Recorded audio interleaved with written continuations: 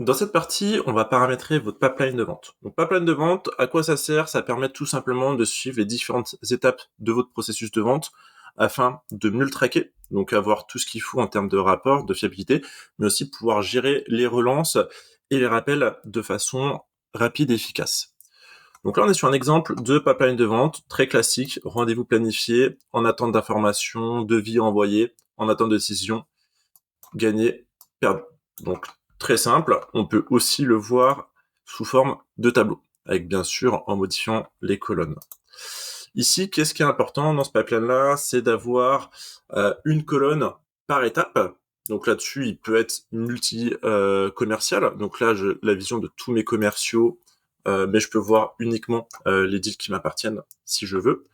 Et je peux aussi filtrer par exemple par date de création ou par date de fermeture. Si par exemple je veux voir uniquement les deals, les dossiers qui vont fermer cette année.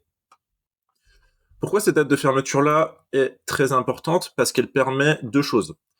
Sur tout ce qui n'est pas encore gagné, cette date de fermeture permet d'avoir un prévisionnel, donc pouvoir se projeter dans le temps et voir, ok, ce trimestre, cette année, l'année prochaine, qu'est-ce que j'ai en visuel? Est-ce que j'ai besoin d'accélérer ma prospection? Est-ce que j'ai des deals qui sont plus avancés que d'autres, etc., etc. Par exemple, là, on voit sur ce deal-là que le commercial est en retard parce que le prévisionnel est en janvier. Soit il a oublié de mettre à jour le CRM, soit il a oublié l'opportunité, mais en tout cas, faut faire quelque chose. Soit la passer en perdu, soit modifier la date, ou soit tout simplement rappeler le prospect pour savoir où est-ce qu'on en est. Quand on clique sur une opportunité, par exemple là, Capgemini Service B, j'ai toutes les informations à l'intérieur du dossier. Donc le contact, le prospect rattaché, l'entreprise, les produits qui sont rattachés au dossier. Donc là, service B, il y en a 3 et il y a 3 consultants aussi que je mets sur ce dossier-là. Au milieu, toute l'activité qui concerne ce dossier-là, que je vais rattacher directement depuis Nicolas ou depuis Capgemini. Et sur la partie gauche, toutes les informations que moi je veux traquer par rapport à mon processus de vente. Donc tout ça, je l'ai personnalisé, puis on le verra dans une prochaine vidéo, donc sur la vidéo qui est dédiée à la création de propriétés. L'idée d'avoir un pipeline de vente, c'est, comme je vous disais, de pouvoir suivre un process. Dans votre entreprise, il peut y avoir plusieurs process. Par exemple, un pipeline pour les nouveaux clients, avec un processus qui est naturellement plus long, versus, par exemple, un pipeline pour les clients existants, où là, du coup, on est sur quelque chose de beaucoup plus transactionnel, ou de la relance de contrats quand il arrive à échéance, par exemple. Et bien sûr, l'idée, ça va être de pouvoir suivre tout ça dans des rapports. Donc, rendre votre pipeline de vente efficace, simple à utiliser pour les commerciaux, comme ça ils le renseignent, et vu qu'ils le renseignent, on va pouvoir avoir toute la data pour pouvoir piloter l'activité de façon fiable. Donc là, on est sur les rapports classiques d'HubSpot.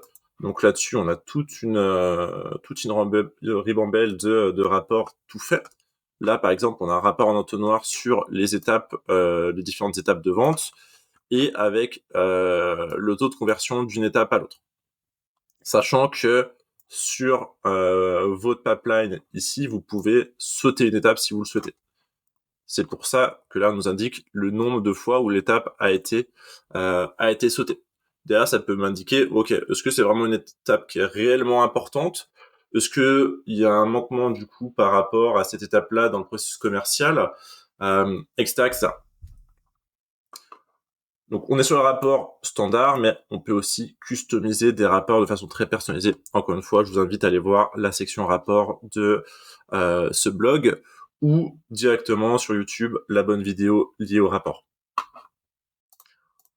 On va passer dans l'environnement. Donc là, on est dans paramètres. On descend un peu plus bas, objet, transaction.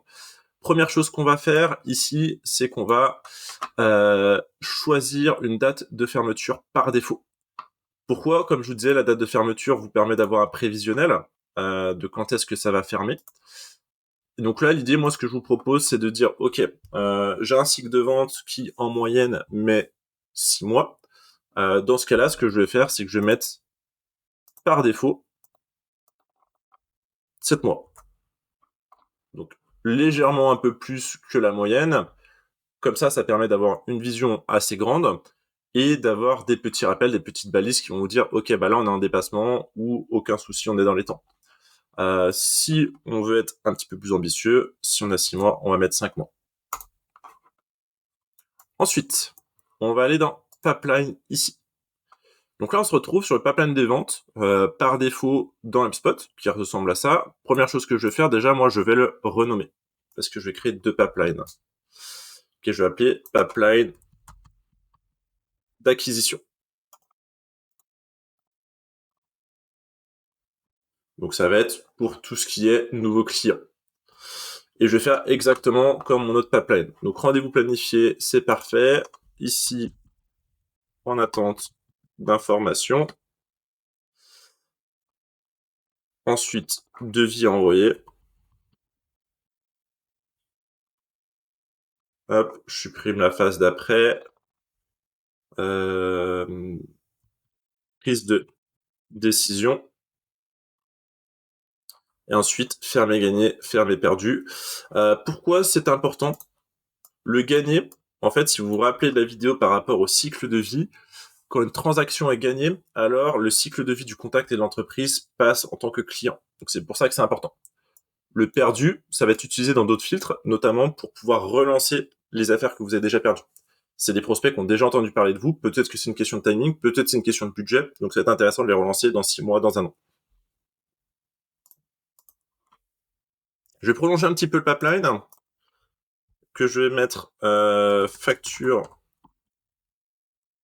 envoyée. Donc là, on est toujours sur du gagné parce qu'ils sont passés clients. Fermer gagné à facturer. 100% payé et impayé. Ok. Comme ça, je prolonge un petit peu le pipeline et on a une vision en même temps pour tout ce qui est après-vente. L'idée vraiment du pipeline, c'est d'avoir vraiment la vision chiffre d'affaires global. Tout ce qui est prospection en amont, c'est déjà dans notre pipeline. Ça va être sur la vidéo liée à l'espace de vente. Et tout ce qui est projet, c'est plutôt géré sur une partie ticket. Ici, tout ce qui est du coup après-vente, donc à partir de là, ça va être soit géré directement à la main par vos équipes après-vente qui gèrent les factures, soit depuis des outils de facturation qui sont directement intégrés à HubSpot, et donc là, vous allez pouvoir l'automatiser. Par exemple, moi, j'utilise Pennylane qui fait très bien le travail. Donc là, c'est bon. On a fait notre premier pipeline, on enregistre, et je vais faire le deuxième pour le plaisir que je vais appeler pipeline de renouvellement.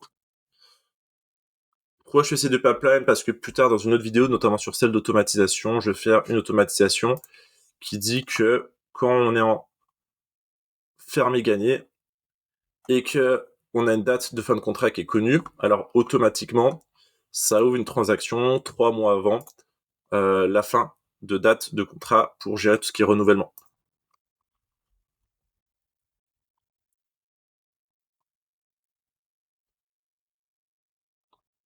Renouvellement J-90, reprise de contact pour contrat envoyé et après fermé gagné, fermé perdu.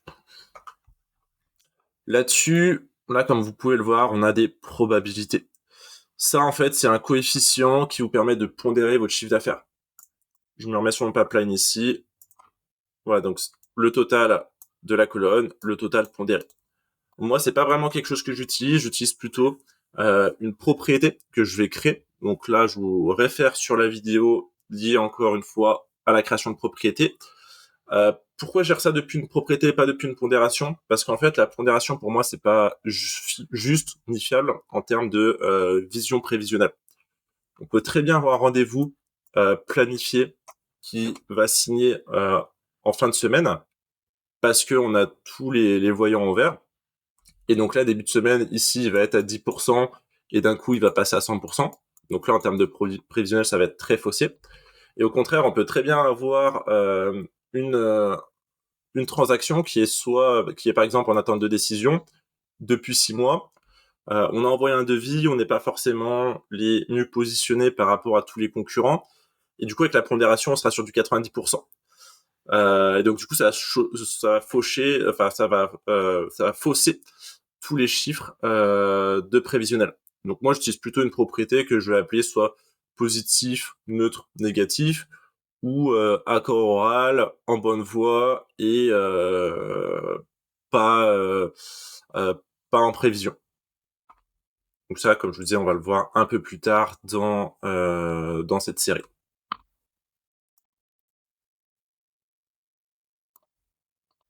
Hop, on enregistre. Et une fois que c'est fait, c'est bon, on a notre tableau, enfin on a notre cycle de vente dans notre pipeline qui est paramétré.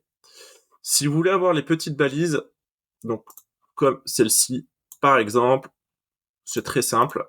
Vous allez ici libeller d'éléments de transaction, gérer les libellés, ajouter un libellé, et par défaut, HubSpot vous en propose, ou vous pouvez en créer à partir de 0. Donc moi, par défaut, toujours, je mets en retard. Donc en retard, c'est quand la fameuse date de fermeture est dépassée, alors que la transaction n'est ni gagnée ni perdue. Donc je fais ça pour tous les pipelines. Et j'en ajoute toujours un autre qui est ajouter un contact. Lui, en fait, il nous met une petite alerte quand la transaction n'a pas de contact associé. Pourquoi je pense que c'est important? Parce qu'en fait, une transaction sans contact, ça vous ajoute soit la difficulté pour retrouver avec qui vous êtes en échange, soit ça vous fait perdre en visibilité. Donc pareil, je l'ajoute sur toutes mes pipelines.